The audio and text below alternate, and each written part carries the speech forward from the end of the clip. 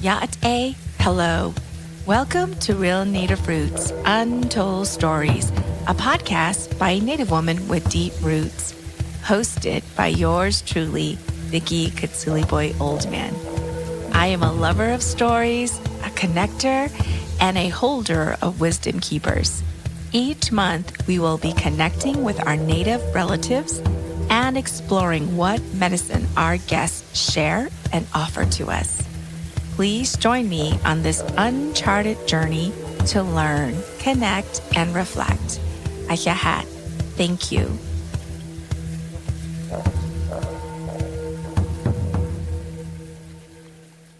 Good morning, relatives. Hello, welcome back. And those of you that are new, welcome. Welcome to our little family here. I hope that you are doing well. It's such a beautiful day, beautiful morning. And I have to tell you, I always start off with letting y'all know what's going on in my world or what I'm learning. And I went outside this morning. I stepped out. I was looking at the back of my yard, and there's this tree. It was minding its own business. And I felt like the tree was kind of showing off, telling me like, look at me, my leaves are changing. And look at all the colors on my on my branches. And I just really enjoyed just looking at the tree, and I felt like it was talking to me. And I was like, all right, girl, the season is done. Bye. So I was like, okay. And, it made me think about the leaves of the tree. They don't cling. They know when to let go. They know when to release. They're not like negotiating of like, I want to hold on longer. They just know when to let go. And I find that sometimes as humans, we have a hard time letting go, and that we cling on to things that don't serve us.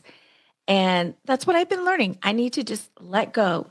I'm not going to text back. I'm not going to give a paragraph or two to explain. I'm just going to accept, receive, move on. And that's the form of letting go. It's a practice. It really is. And so if trees can let go without texting back, so can we.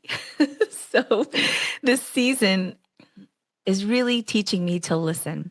I've been doing a lot of journaling, a lot of reflecting, a lot of breath work, and also just sitting with silence. I'm a person who loves music. I have music on all the time.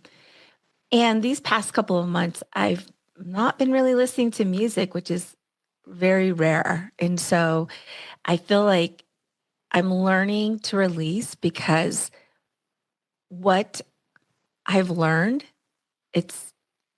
I've learned that I've lived this season. It served its purpose, and I need to let it fall gently like those leaves, because forcing is not in my spirit anymore. It's a way of like letting go the way Mother Nature intended, graceful, natural, and without running back to check if it's still on the ground. Because once it falls, it becomes compost, and it's going to come back in the new season stronger, beautiful, and just vibrant. So, and when that happens, I want both hands free when it arrives, and I'll be like, received. So that's what I'm learning. So sit with that, folks. Be the leaf. Just let it go. Fall gracefully onto Mother Earth and let her do her thing. So there. All right. I'm struggling with allergies and this little cough, so bear with me. Those of you that are new, I always read a story or a poem. And those of you who know me, you know who I'm going to read from. I'm going to read from Richard Wagamis, and it's from the book called What Comes from Spirit. Usually when I look for a story or a poem, I actually let spirit pick it. I just kind of thumb through, and where it lands, I read that. This time I was a little bit more intentional. And so it's actually a story. And so I hope it lands for you all. I'm going to definitely ask our guest what she thinks of the story and how it lands for her. So it's called Where the Heart Is. And it starts like this. My elders say that we dream ourselves into being. That sounds powerfully esoteric, but it isn't nearly as hard to decipher as you might think. It simply means we have the ability to become whomever we choose to become. All of us. There's no limit to our human potential, and there's no limit to where our spirits can choose to go. Hot on the heels of the power of choice is the power of allowing. Ooh, he didn't say that, by the way. We Ojibwe have a phrase for that. Ya gotta wanna. Hmm. For me, the great fact is that I would be Ojibwe wherever I went. It's just here in this idyllic setting where I choose to express myself and where I allow magic to happen. Within me are the legends and the teachings and the philosophy of my people, and I carry them proudly. Not a day goes by that I'm not thankful for the guidance of those things, nor a day when they do not affect the way I travel through that day. I walked the shores of the Winnipeg River. I visited sacred sites and ceremonial places. I trekked to the remote sites where my family camped to trap and fish when I was born. That territory marked me, and it is special to me.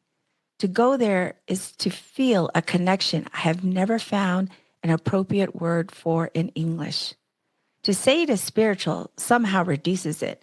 It's spiritual, emotional, mental, and physical all at the same time. I love that. I don't know whether I really get homesick. The way my life went, I was in and out of a lot of homes as a kid and teenager. As a young adult, I never really felt at home until I came here. I do get lonesome for the land, though, stuck in the cities as I was for so many years. It felt a little melancholy I never could figure out. Once I walked out into the bush again or stood at the edge of the northern lake, I understood what it was I'd been missing. We dream ourselves. I dream of those things and those places where my life began. Sometimes I see myself walking there. Sometimes I see myself surrounded by people I never got a chance to know. But I always awake to the silence of our home in the mountains, and I am always grateful to be here. There's no other place for me. Within each of us is a residue of place we come from. We carry the information of our culture and our history within us, like latent genes. When we move, when we choose to live somewhere other than our traditional homes, those are the things that allow us to dream ourselves into fullness. Our touchstones, the feel of the home we carry between our ribs, it's not an Ojibwe thing, it's a human one. Hmm. Thank you, Richard. That was, I know, a little long, but it was really beautiful. And I really hope you took away something from it. I took a couple of things from it, and I can't wait to hear what our guest thinks of that particular reading from Richard. And so, without further ado, I want to introduce our beautiful guests, our lovely guests.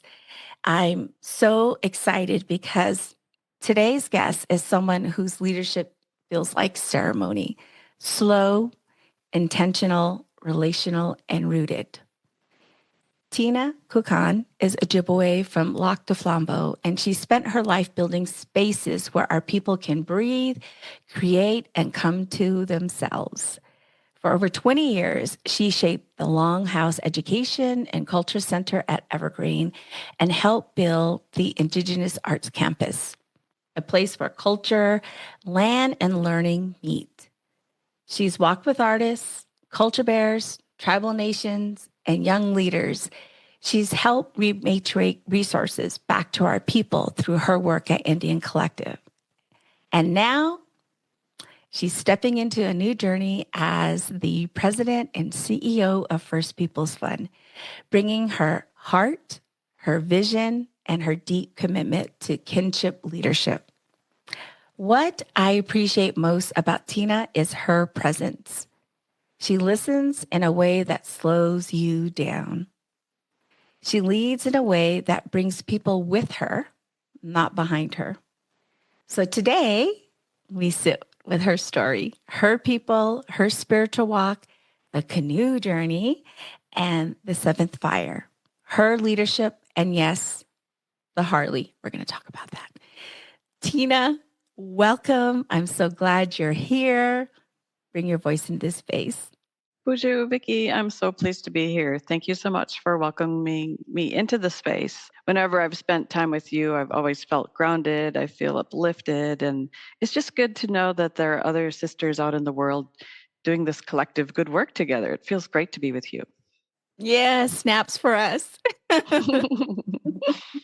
So tell me, what stirred in you when you heard that poem? So many things, as I'm sure it did for many of your listeners. Starting with that concept of free will, and that is one of the greatest gifts that we have as human beings. We have the opportunity to choose how we live our lives. We have the opportunity to acknowledge our blessings, which I think only make those continue to flow. Because we could focus on what's negative and horrendous in the world, there's plenty of that. But I think as we focus on those things that we can do with our gift of free will to do those things that we are here to do at this time, because I do feel that the people who are here on this at this time for a reason. I also loved, the concept of dreaming and what that means. And what that brought me to was in my early 20s, I had a dream about becoming a jingle dress dancer. And as an Ojibwe woman, that's a very significant thing to have happened. And I dreamed the colors and knew that it was important to create a dress, a medicine dress, to dance for healing for our people. And it was actually years later that the colors came back into play and I understood them completely. So I just love how sometimes dreams give us a glimpse. They might not tell us the whole story, but we get a little look ahead of what might be coming. And I think if we're open to it, then we can step into that. The other part that just really brought it home for me was the concept of place. Mm. I feel blessed because I grew up in my ancestral homelands of northern Wisconsin. Have always loved being in the woods and the water and always paying attention. I think as a young person, it was when I was out in the woods that I realized that we are connected to something larger than ourselves, that we are Nindwe Maganadug, that we are all related, not just in terms of our humanness, but to all living beings. That includes our beautiful earth and the universe that we live in the waters. So um, when I went to school at University of Wisconsin-Madison, and while I was there, I was in law school, and I met my future husband, and he was from Washington State. And he approached me and said, um, I have my dream job in Washington State, but I've been wanting to talk to you about a relationship and I just don't know what to do. And I said, well, you got to take your dream job. So I encouraged him to do that. And that's how I moved to Washington State. And we had a son together, and he has since passed. But I had a very beautiful life in Washington State in the Pacific Northwest. And so I'm really grateful for that doorway that opened for me in my life Mm. and all the things that flowed from it. I brought my daughter when I moved to Washington. I was a single mom up to that point. I had my daughter when I was 19, and I'm sure that we'll have a chance to talk a little bit more about that because she shaped my life more than just about anything, her birth. But I spent over 30 years in Washington State, and I kind of always felt like that I wasn't completely centered in one space, that I always had that draw to be home. And people who knew me knew that I always wanted to go home. And I always kind of felt like I was a temporary guest. And we are when we travel to other people's lands, we're guests on their lands. And so I did go home regularly to see my family and to participate in ceremonies. But I just remember a time when I was in a traditional longhouse and we were celebrating an elder's birthday. It was Hazel Pete's birthday. And the spirit was just moving and it was Mm. touching all of us. And we were uplifted. And I thought, you can feel that no matter where you are. You can tap into that no matter where you live or however long you are. So, just to let blessings flow wherever you are. And then I think a lot of us, as we get older in life, we really want to go home. And so I see, my cousins moving back from Chicago and Milwaukee. They were that relocation period. A lot of my aunts and uncles, moved off to the urban areas. And now I see my cousins, as we're getting older, we're moving back home too. So 3 years ago, I moved back to Wisconsin and brought my daughter with me. And it's just been beautiful. I feel like I was able to learn a lot by traveling back and forth, but now I'm really regrounding and some of the questions that I had culturally, spiritually, all those things, like some of those answers are now flowing forward again. So beautiful. You took a lot from that. I appreciate the free will, like just naming it. And as human beings, we're always, sometimes I feel like we get stuck in our head, like we feel like we don't have a choice or that we're forced to make a choice. And in essence, we really do have a choice in anything that we're doing. So I love that you pull that out. I also love the dreaming part. It because you had mentioned spirit at least 3 times just in this piece. And when you said that, I was like, oh my God, Tina, right? I feel like spirit always knows ahead. It gives us information in our dreams and in our feeling in our body. Like you just know, but then our mind is like, no, we're negotiating or like figuring it out. And then it takes a while before our body and our mind connects to spirit. And then we're like, oh, I get it. Right? And it was so clear, right? It was so clear until you have that moment. So definitely. And it seems like your spirit it continues, right? It continues to shape us and help us think about how we need to move forward.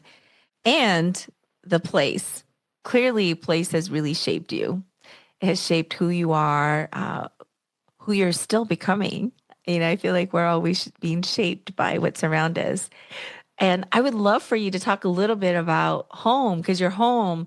And at home, you have that's where your story begins in terms of your people and your grandparents and your parents, your father. What values do you feel shaped you as a child from being around your elders and your parents?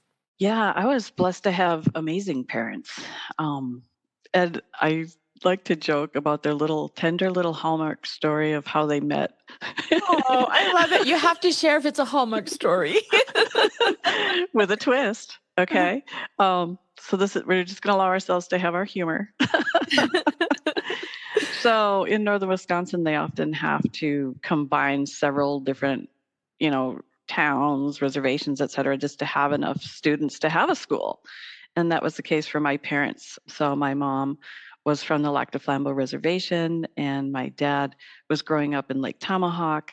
And so they went to school in Woodruff, I believe.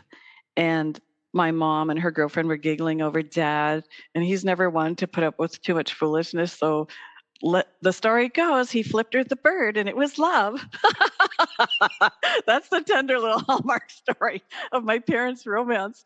But I have to say, like, my dad had to work really hard to support his family. He was the oldest of 10 kids. Wow. And so he didn't spend a lot of time in school, even though he was the most brilliant man that I've ever known. He Mm, showed me the difference between education and intelligence because that was a, a genius man who didn't have a high school diploma, but he was so mm, incredibly smart and could do anything. And he worked really, really hard. So I got a really strong work ethic from my father, who I adored. And he has since passed. So he's an ancestor, as is my mother. My mother's name is Ojawashko Gijigokwe Iban, Blue Sky Woman. And that's mm. such a beautiful name. And Yeah. I just remember asking her, Mom, what's your Ojibwe name? And she said, Well, I know I have one because my parents made sure I did, but I don't remember what it was. And I said, That name is still out there and we can still find it. And so I brought some tobacco and some salmon to an elder in Lac du Flambeau. And I said, Would you help my mom find her name? And it turns out that mom had stood up for them in their wedding. And so they were just close and dear friends. And that was so beautiful. Joe Chosa Iban was his name.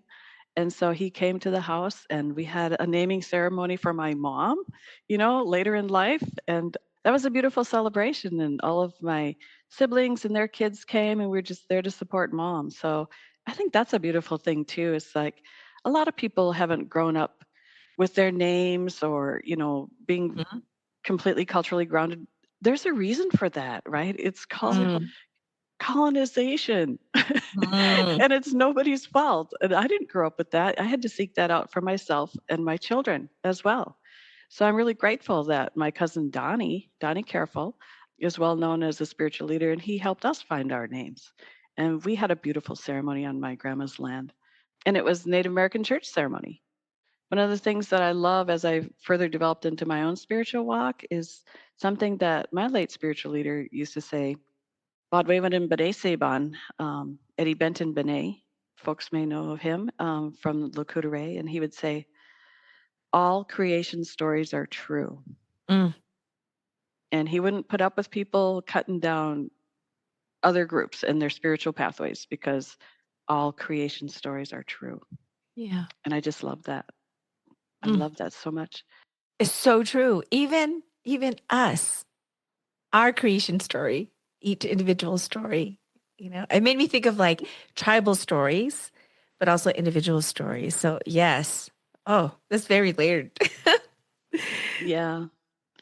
And so, one of the things I think about with my mom is she worked at a grocery store, and then after work she would take groceries to elders in the community. She just made sure that people had what they need, and she Mhm. always, I think my whole family would agree, she's someone who would sacrifice herself before others. Like she would make sure everyone had what they needed and that we would have to encourage her to, rest even because she was always on the go. I love that about your parents. I'm still trying to get over the shock of the Hallmark story. And I appreciate the colonization, like just naming it and how that has affected what has grounded a lot of us in terms of our identity, who we are in this case, naming the naming ceremony. And then you're also just like sprinkling hope that you still can get your naming story, regardless of where you're at in your lifetime. You can get it when you're older. And there's people out there that you can find who can help you do that. You had mentioned a little bit about your grandma, and when we were talking a couple weeks ago in preparation for our conversation today, you also mentioned something about the seven teachings. I don't know if they go hand in hand, but I would love for you to speak a little bit about grandma and grandpa and the seven teachings. Yeah, because that's where I reflect on people who walk the talk. You can Google the seven teachings of the Anishinaabe, but I feel really blessed to have grown up with people who embodied that sense of love, um, and the strength. I recall that my grandma had to walk to work every day. She certainly had the boarding school experience. Some of her children had the boarding school experience. In fact, my mom was the youngest of 10 and was the only one who wasn't sent away.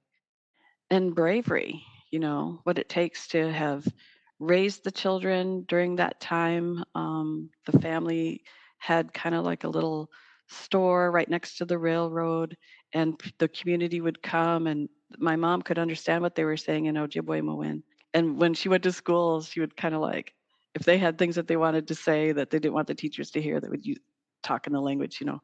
But just thinking about all the beautiful ways that they lived a life of faith and how they pass that on to their children. And so that kind of gets me back to the all creation stories are true, because the Catholics really had a stronghold on the reservation. And so there are generations of people, in my family that were very strong Catholics. And so I just think it's important to remember that all creation stories are true so that we're respectful. And we know that the Catholic Church has certainly, members of the Catholic Church, I would say, because I don't want to attack the faith itself, have caused harm.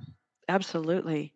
I also know people who were able to stay on their road of sobriety because they had their faith. and Mhm. it may have been Christian. So I don't ever want to knock anybody for that. But yeah, I feel really blessed to have grown up with surrounded by people who live the values and live the teachings, even if they didn't maybe call it out in that particular way. That's Mhm. what I saw as I grew up. Mm.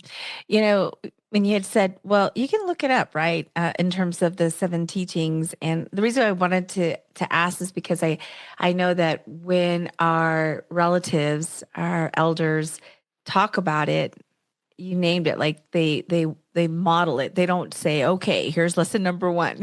Yeah. You see it in action. And one thing I remember you saying, and if you can speak to a little bit about that, you said, grandma said tobacco first. Yes. Yes. My cultural and spiritual grandmother, Bidasige, that is a cornerstone of how I live my life now. She would always remind us to tobacco first, which means we start with our prayer. Mm, And we let those things guide us sort of back to the beginning of what you had talked about in terms of tapping into our own intuition and just mhm, kind of letting life flow forward. I've really been doing a lot of that recently as I made my career change and how I'm looking at what's exciting for me in the future with the Seventh Fire Jiimaan journey. mm. So before we definitely want to talk about that journey. Since we talking about a little bit about ceremony, and you alluded earlier to your mother's naming ceremony and the Native American church and you dancing. I mean, that's all spiritual, it's all ceremony. Do you feel like ceremony has always been a part of your life? And what has that journey been teaching you about yourself? Yes, absolutely. Your words are taking me back to when I was a really young person and I was walking in the woods and I was suddenly feeling very alone and I became afraid and I was kind of standing on a hill where I used to go often to just sort of pray and be in touch. But suddenly that silence frightened me.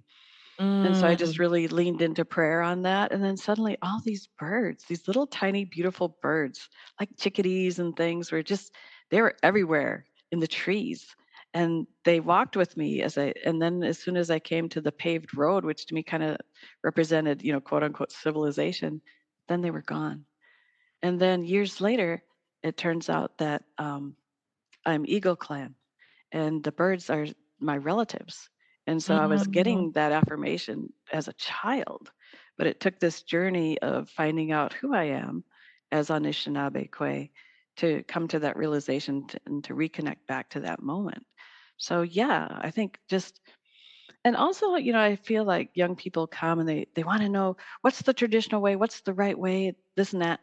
And yes, there are protocols, there are processes. We might do things a little differently than another group or tribe, but my personal feeling is that it's about the intention. mm, Um, yes, the way we do things are definitely important, but I think that if your heart is full of prayer and you're just approaching it in a good way, a lot of young people, they're seeking direction and advice. And I often encourage them, work with your tobacco if that's what you use, and just have that openness to receive the messages that you're intended to receive. That I don't feel like there's a right or wrong way to pray, is what I'm trying to say here. mhm. I thought what you said earlier, silence frightened me. I wrote that down. I was like, ooh. And it made me wonder, why does silence matter? You know what? When you talked about the need to have music on all the time, I'm like that a lot too. But a spiritual leader talked about how give yourself those opportunities for silence because you never know when you're going to receive the message. And for him, he's someone who actually receives songs. And those songs that he receives are healing songs and they help the people. And so he always wants to have those doorways open so that he can receive them. So we don't necessarily want to fill everything all the time. And that's hard to do in today's world where everything is instant and you can scroll on your phone for hours and the time is just gone. Shut that off. Shut that off and tune in because there's a lot that we need to receive at this time, I think. Mm. Tina, you need to say that again for leadership. Yes. No, seriously, that was powerful. Mm, thank you. Yeah. So, folks, let's take a moment of silence.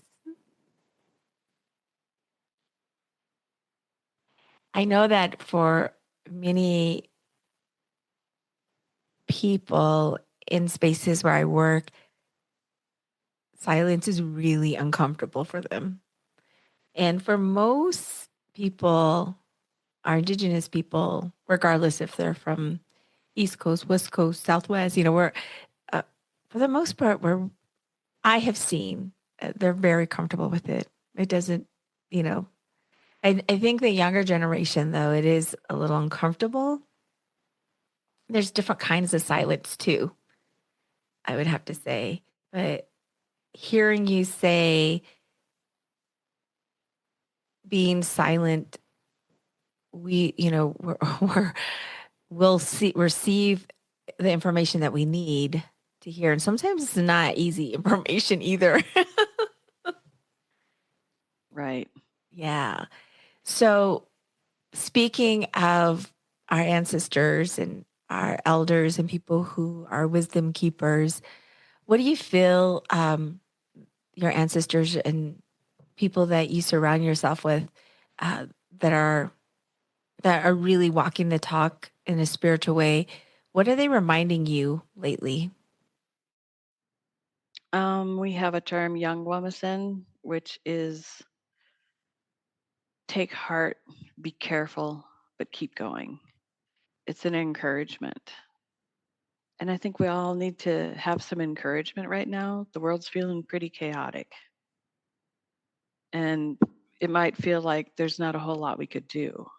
What can I do as an individual when the whole world feels like it's swirling around? And that's where I think we begin to find our power, you know? And again, my late cultural grandmother, Josephine Mandamaniban, her native name was Bidasagaiban, one who comes with the light. And in the early 2000s, we were told about the water prophecy that someday, unless humanity changes its ways, and that's that gift of free will coming in once again, Mm-hmm. unless humanity changes its ways, which gives us the hope that it could happen, then we know that water will become so scarce. And we're already seeing what's happening as we continue on this pathway of extraction and exploitation. So we see that that's happening. At the time, I don't even know that we were having to purchase bottled water. It just seemed like water was so abundant. It's like, okay, you're sharing with us the water prophecy, which was shared by Bodwaywood and B'nai Sivan. And he said to us, and we were, us meaning the people of the Three Fires Medewan Lodge who were gathered at Lake Superior at that time. He Mm-hmm. said to each one of us, what are you going to do about it? Again, honoring that gift of free will. And Grandma Josephine said, well, what can I do? I'm a grandmother. Well, I can take a step and I can take another step. She ended up walking around each of the Great Lakes. And then she retraced our migration from the East Coast to the Great Lakes on foot and then led a cross continental water walk where Oh my salt God. water from each of the four directions was carried to Lake Superior in 2011. Like, that's Wow. what one person could do. And, as I share the story with different people in my life, I shared it with Tawada Tahuri from New Zealand. She went back and organized a water walk across New Zealand because everywhere in the world, we have to stand up to protect the water because there are so many forces that want to just extract and pollute the water and use it for material gains for capital reasons, rather than the giving of life that it was intended for. So that one person had a huge international impact. So we don't have to feel helpless and hopeless. We just have to ask ourselves, what am I going to do about it? So, what are we going to do about it? How did that lead to you and your role into the story of the canoe? I know that they're connected to yeah.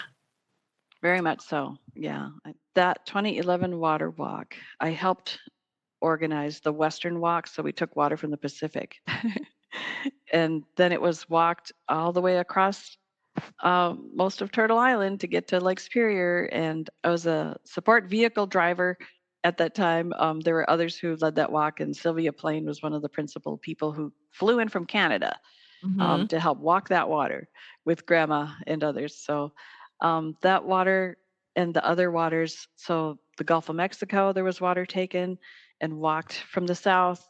Machias, Maine was the eastern doorway location where they took water from the Atlantic and then from Hudson Bay. So they took water literally from the four directions, the salt waters, to commingle in a amazing ceremony that took place in Gitchgaming, which is our word for Lake Superior in 2011. So those waters, and that water ceremony happened at that time. The very next year, I wanted to have an Ojibwe immersion camp out west in Washington State. And so I had worked with my friend Minogijik Wayne Vallier from Lac de Flambeau. He's a master canoe maker, birch bark canoes. Mhm. And to me, the funny part was that the canoe journeyed to the west in a really big Jiimaan. It came in UPS air in a box. Wayne had harvested all the materials from the woods of northern Wisconsin to build the frame, and so we shipped it out. And then it was our job to finish building the canoe, and you know, I mean, people worked so hard to create everything that was needed. We had an Ojibwe immersion camp, and then we traveled with the Skokomish Nation on their canoe journey. So we had our birch bark canoe and the Skokomish traditional dugout canoe.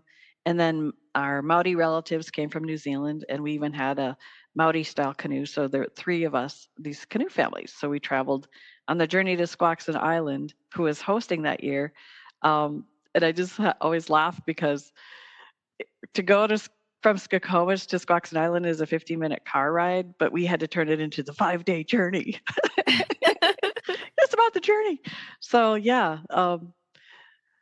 at that time when we witnessed the strength of the cultures and the songs and the ceremonies and all that came with revitalizing canoe culture and protocols, we began to wonder what could this mean for our people of the Great Lakes. Yeah. And grandma came for that, and she was there, and she brought water from Lake Superior and she poured it in to the Salish Sea at just the right moment. There were over 100 canoes, and everyone had brought their sacred water that they then commingled into the Salish Sea. So there was this full circle journey. And what's really cool too is that our canoe was skippered by a 7-year-old, Mayangan Surratt. He grew up on the Northwest, and he had the most experience of all of us.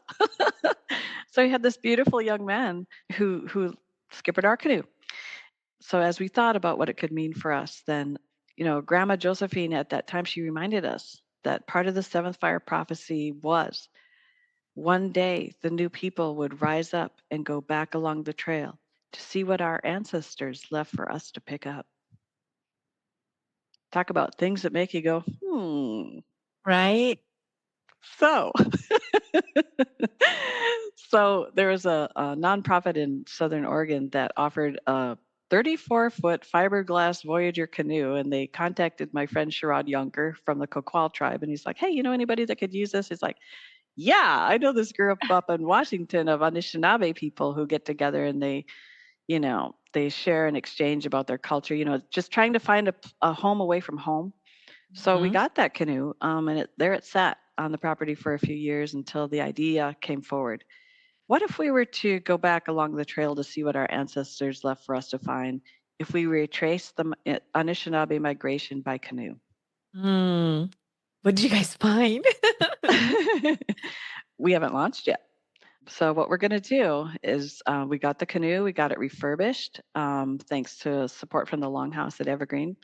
And then this September, we got some training. So we know that that's a huge journey and that we need to be safe, make sure that our people are safe. So we had a little training on Lake Winnebago and Lake Michigan on how to skipper a Voyager canoe. And so we all took turns. We were skipper in the back, we were the avant in the front, because like sometimes you got to do a hard pivot, so you got to be able to move that big old canoe. And then people, working in the center, working as a team.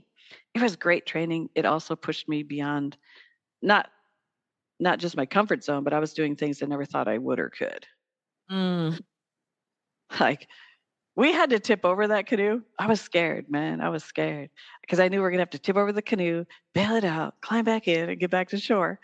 And one of the participants, Sarah, she actually had one of those GoPro cameras, and we ended up doing that in 17 minutes. We tipped it over, we bailed out 6,000 gallons of water, got back in the thing, and came back to shore. Wow. was hilarious. But yeah, that's preparing us for the Seventh Fire Jiimaan journey. Jiimaan meaning canoe.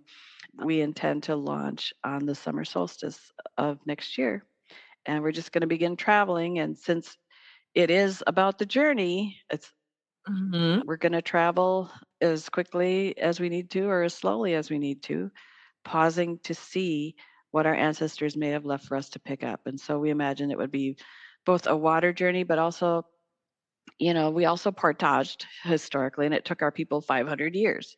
So we're going to begin this journey and see how far we get and continue over successive summers. So if there are Anishinaabe, and actually, I love the name Anishinaabe, kind of encompasses all of our indigenous peoples of Turtle Island. So if there are Anishinaabe or allies who want to get involved with this, they certainly can, because we're going to need paddlers, we're going to need support boats, going to need food, like all the things. But just really excited about what we're going to do. Oh, I can't wait to hear at the end of the journey what you all learned and discovered. So I'll be looking forward to hearing about that. That's so exciting. That's where you were, um, before you came on to First People's Fund. I didn't understand. You just said I was doing this and that, and I was like, oh, cool. But it is cool, and it's so it's deep. This is spiritual. This is reconnecting. And what I love about hearing this story also and what it's offering, it's like bringing our people together. And you're also extending the hand out, like all relatives, you're welcome on this journey. We'll need your help. There's room for everyone. And to experience a journey like that, wow. I mentioned it out west. And so I talked about my friend Marcy, who has Anishinaabe heritage, but she also has Coast Salish heritage. So she mentioned it to a canoe family that she knows.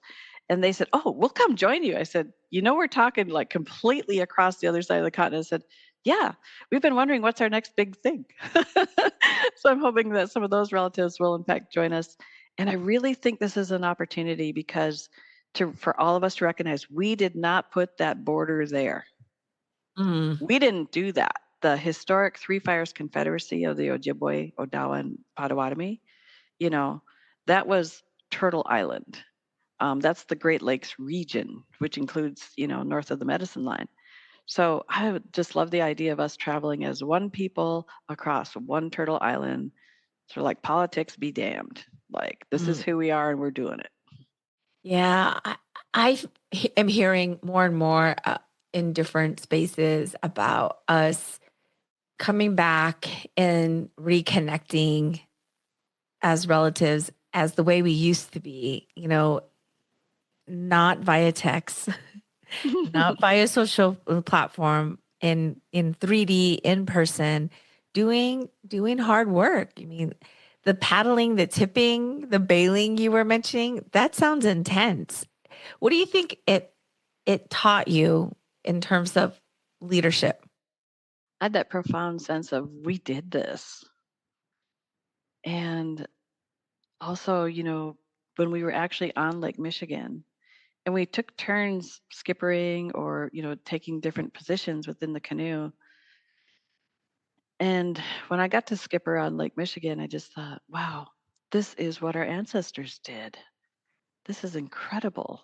Mm, And I realized too that of the various positions, if I had to be in a leadership role, I liked being that skipper in the back, helping to guide, mm, relying on the team. I've always said no one does big work alone. No one does big work alone. So it takes that full collective effort, and that you're looking ahead to see, are there things that we need to shift and pivot for? Is it a gradual shift? Is it a hard pivot? Do we notice that some of our team members are getting tired? So we need to ask the ones in the back to maybe double down for a while the front group gets a little break, and then we flip it so that everyone gets a break and so that everyone gets to double down and see how that feels. I learned so many things so that after that I thought, yeah, I'd love to step into the role of president of First People's Fund. It's like, yeah. I felt really affirmed. Like the ancestors, like, you can do this. And just looking forward to meeting the team and finding out what all their strengths are going to be. And there are so many wonderful strengths in the team that we have at First People's Fund. Yeah, we're definitely going to talk about that next. But I just also wanted to name what you had said about the elders, you know, what they've done before. I was thinking in my head, I was like, man, our elders were tough. They were tough. Right? And I think, God, I'm just so soft.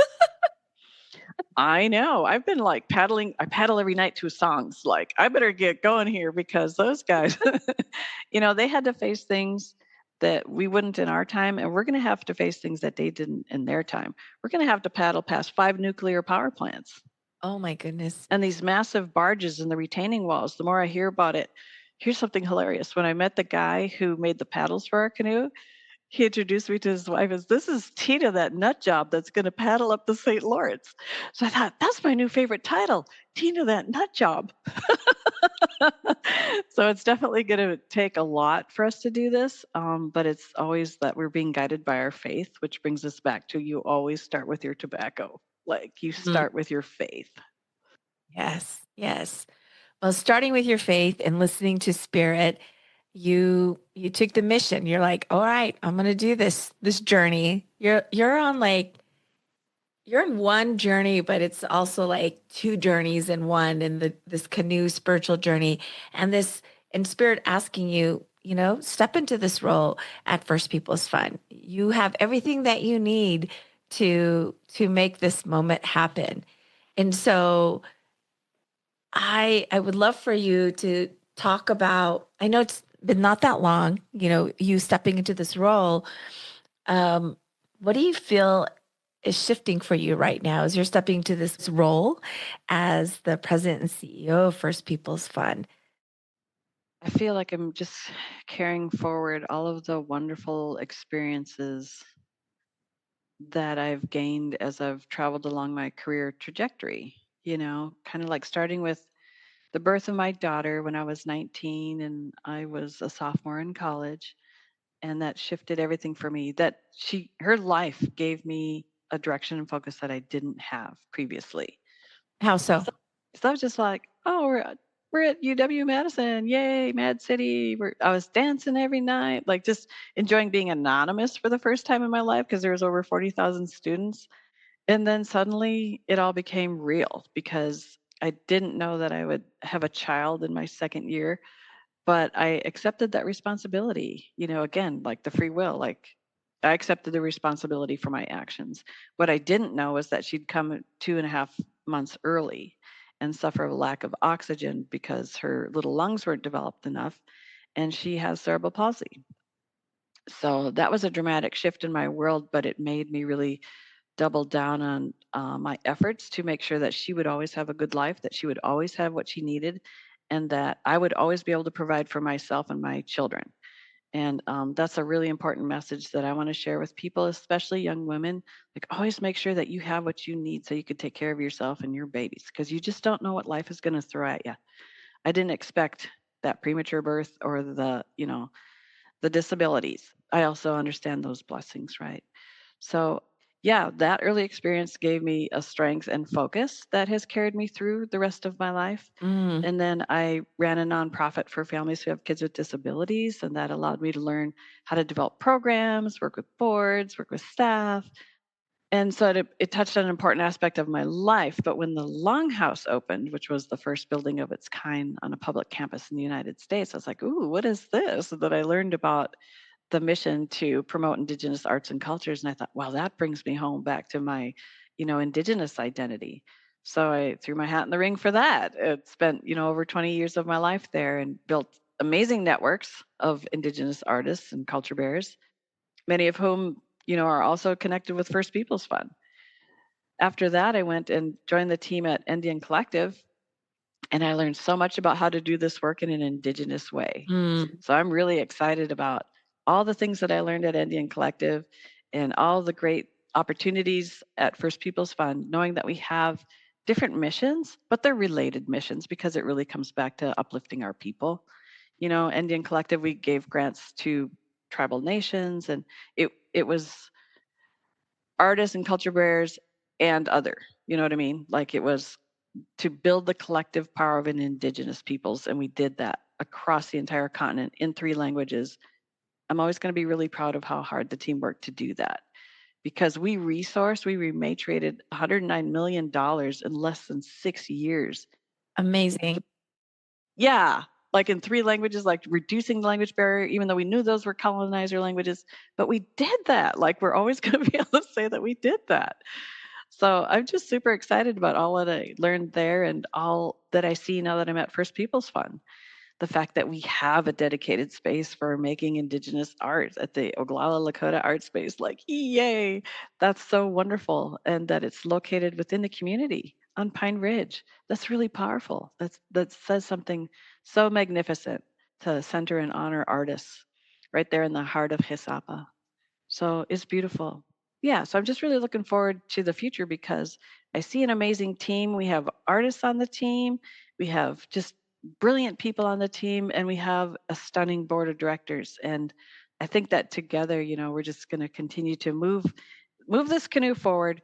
I'm so grateful that Lori Poirier and the founding board worked so hard to build it because First Peoples Fund has been around for 30 years and it has such a solid, respected reputation. And that's because of the hard work that Lori and everyone did to make that happen. Founded on the whole concept of community spirit. And those are the people that we're so excited to continue to uplift today. So as you're here settling in and, you know, what was that position on the back of the canoe? The skipper. Yeah, being the skipper of First People's Fund, what do you hope to build and protect? Always providing that space for artists to do what they do best. Like, I think our job is to really provide the tools, the resources, the spaces, but then just step back and let them bring their gifts forward.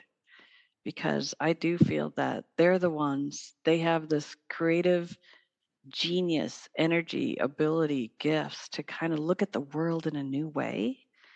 And I think they are also part of the seventh fire prophecy in terms of we are at a crossroads and we as humans have choices to make about how to live in this world. And I really think that our artists and culture bearers can lead the way because they're the ones being impacted by Yeah. climate change. The weavers, and they're seeing what's happening to the materials that they no longer have access to. Carvers who can't get access to old growth cedar, they're the ones who are being impacted. So they also have that creative genius to help us see a new way forward. Well, congratulations. And I know you're going to do amazing things with your amazing team and with the vision of the board as well going forward. Super excited about your journey and also looking forward to hearing more about your training in preparation for the next journey, the canoe journey. How exciting. So, we got to talk about this Harley.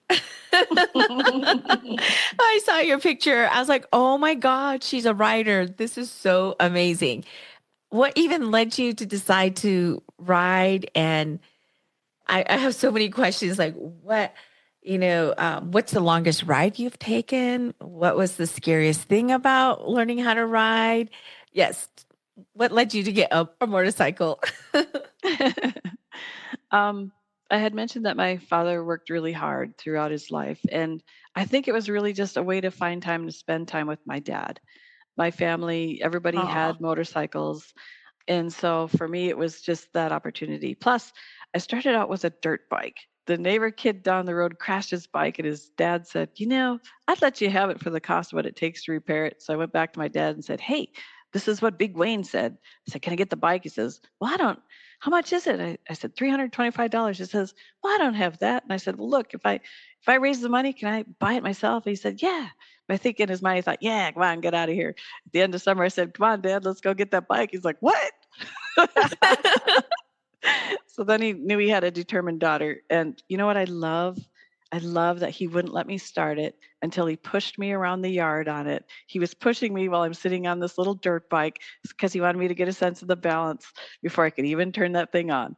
So, like, that's how grounded in love that I am, and I just feel blessed for that. So, I would ride that dirt bike. And then I got old enough to get A motorcycle, it was like a 500 Honda, and that was fun. So dad and I would go together, and he'd have the Harley, and I'd have like the little Honda, but I'd ride up close so I could like hear the roar, right? Because it's all about the sound with the Harleys, like the power. Yep. And what I love about them, it's like this incredible combination of freedom and power, just at your fingertips. There it is, and I love that. And so, I always wanted to get a Harley. I had like Yamahas and Hondas, but it was always a dream. But it was a dream deferred because, once I became a single parent and then had another child, like it was about prioritizing my kids, my family, and all that. So it was a dream deferred. So when I was 58 years old, I went in, walked in, and bought a Harley Street Bob. And to me, it's like we need to remind ourselves we can make our own dreams come true. And it might not happen when we think it's going to happen sometimes, but we can still make our own dreams come true. And so I just love getting out on that bike. And I don't really go too much on long trips. I just love the country back roads because that reminds me of connecting with my dad. And so that's really why I have it. And there are a few people that I ride with, but I just like spending that time and feeling like a badass, and like if the sun's behind me and I can see my fringe flying, and I could just like hear the roar and I might gun it a little bit just so I could hear and feel the roar. And it's just a good feeling. And it's just like, yeah, I did that. This is awesome. I think it's just part of my personality. I just love to get out and explore the world. And you are a badass, so it's I'm feeling like one. I'm like, "No, you are one." So what happened to your dad's Harley? What did he do with it? Did you end up taking it? No, I didn't because it was a full dresser, meaning it's one of those touring bikes. And so, I found that bike for him. Was a student at Madison and sent him pictures of it. And I said, "Are you going to let me ride it?" And he said, "If you can get it off the kickstand, you can ride it because it's so heavy. You have to get it off the kickstand to prove that you could balance it." So I Polaroid cameras were a thing. So I had the owner take a Polaroid. I sent it to him. I said, "Here, I'm going to ride that bike." And the hilarious part too is when he took me to a place where it'd be a long flat area so I could drive it. Mhm. After we were done, we came back to the house and he said to mom, "She looked like a piss ant on an elephant." But the way he said it, like I knew he was just really proud because that wasn't really his way to be, emotive. My family, we're not very emotional. I'm like the touchy feely one in the group. But that's how I knew he was proud. And I didn't inherit the bike because it was too big for me to reach the controls. Like I could do it, but it wasn't comfortable. Eventually, my dad was such a wise person. He knew when he was reaching the age where it was no longer safe for him to be on the Harley. So he sold it. And it was such a sad day when we both watched it drive off with its new owners. But I tell you what, my mom and dad rode around Lake Superior on that Harley and they went out to Yellowstone and back. So they were adventurers and they got a lot of great memories out of that. Oh, I love that. I love it. So you had mentioned it brings you freedom. So what does freedom look like and feel like for you now? Free will. You know, my son is 33 and he's healthy and in a good place. He works for the Nisqually tribe. My daughter now lives in an adult family home. I didn't think that was going to happen. I thought I would have her with me for the rest of my life, because I had her since I was 19. But when I hurt my back and ended up needing back surgery because I moved her incorrectly, I knew I was probably going to need some help. So I did it for a few more years with caregivers, but now she's in an adult family home. So freedom to me is being an adult in this world and being able to come and go as I please and do what I want, which is a lot. I'm always up to something like, canoe journeys and Harleys, and I have opportunities to travel around the world and have people who I consider family there. So that's freedom, is just the ability to do those things, to dance at the powwow every single weekend in the summer. It was just like the best powwow season of my life. And you know why? Because it wasn't about contest powwows. It was about traditional powwows in the woodlands with people. Everyone was just dancing, singing, uplifting each other, smiling. And I just looked around and I thought, oh my God, all these young people have filled the arena. There could be any number of places they could be on their weekends, but they're right here. Mm. And they're dancing and they're, engaging in their culture. And I thought, yeah, this is freedom. Like, Our own sovereignty is being who we are, no matter where we are, which brings us back to that original story that you shared. Hmm. That's what it's about, right? I just envisioned you already have a little t-shirt slogan already.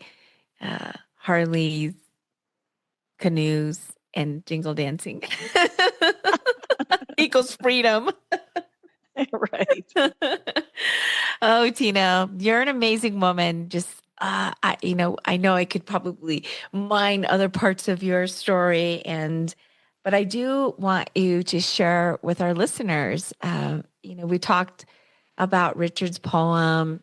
We talked a little bit about your elders, what they've taught you, and your family, a little bit about your journey with the canoe and where you're at now. And so, I always like to ask my guests, what words do you want our listeners to carry with them?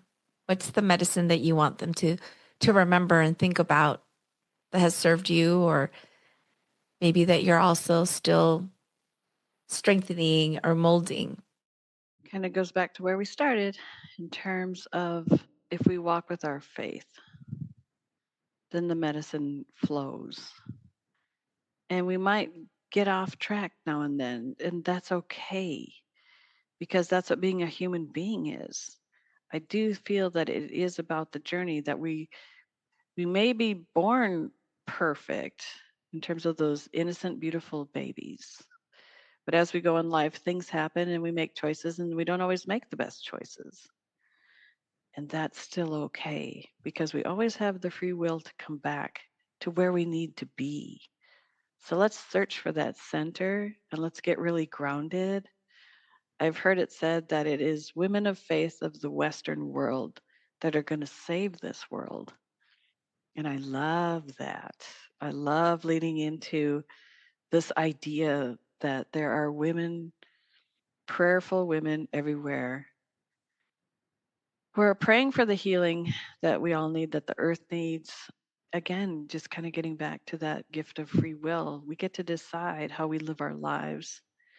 And I think that we should embrace that idea of abundance, that there is enough in the world for everybody. Like we don't have to be super competitive or drag anybody down. We can, if we have some of these tendencies, we can recognize that it was the result of colonization that created this sort of scarcity mindset that somehow there's not enough and we have to claw and fight and take. But if you look at the abundance of the world and how beautifully it offers itself, we understand that that's just not even true, that there's more than enough for everybody. So, how can we live in that way? How can we embrace that way of living and being? And that's my hope for the future. Mm, so beautiful. Thank you. Thank you. Thank you. Thank you for sharing your story, your medicine, your wisdom. I hope our listeners take note, take something. If it's just one thing, you have free will, and that this is a journey. And being on this plane is really meant for us to learn from those oops moment and to be a good relative. And there's plenty of resources if we look at it from that lens. So thank you. So I always like to end with fire round of questions just to wrap us up. So my first one is, what's one teaching from your grandparents you carry every day?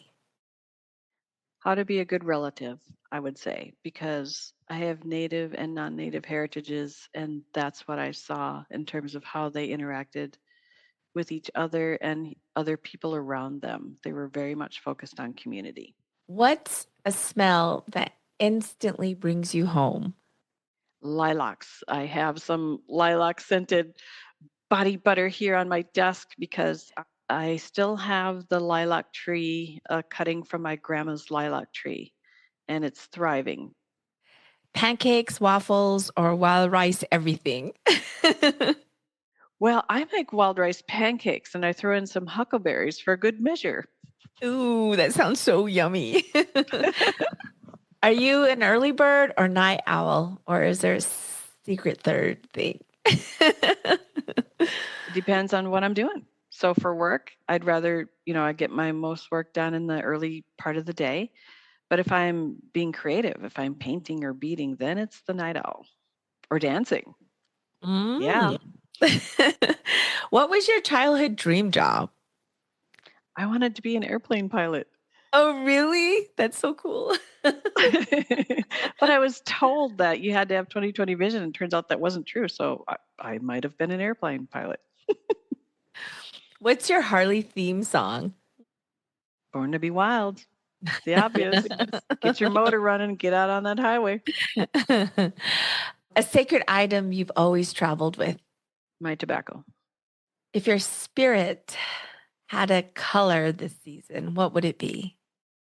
Cobalt blue. I've always resonated with that, like, deep, beautiful color. I love that color. What's the most auntie thing you do on a daily basis? Laugh and carry on. Like, we just can't take things too seriously. So I love a good auntie laugh. Yes, yes, yes. And I have to just ask another Harley question. So this will be the last one. What's your Harley alter ego name? Sheena. All right, Sheena, it's been a pleasure. It's been a delight. I've enjoyed this time with you. Thank you so much. And I'm looking forward to hearing more stories later on. Thanks so much, Vickie. This was really fun. Thank you. All right, listeners, take care, and we'll see you all soon. Miigwech, Giga Wabman.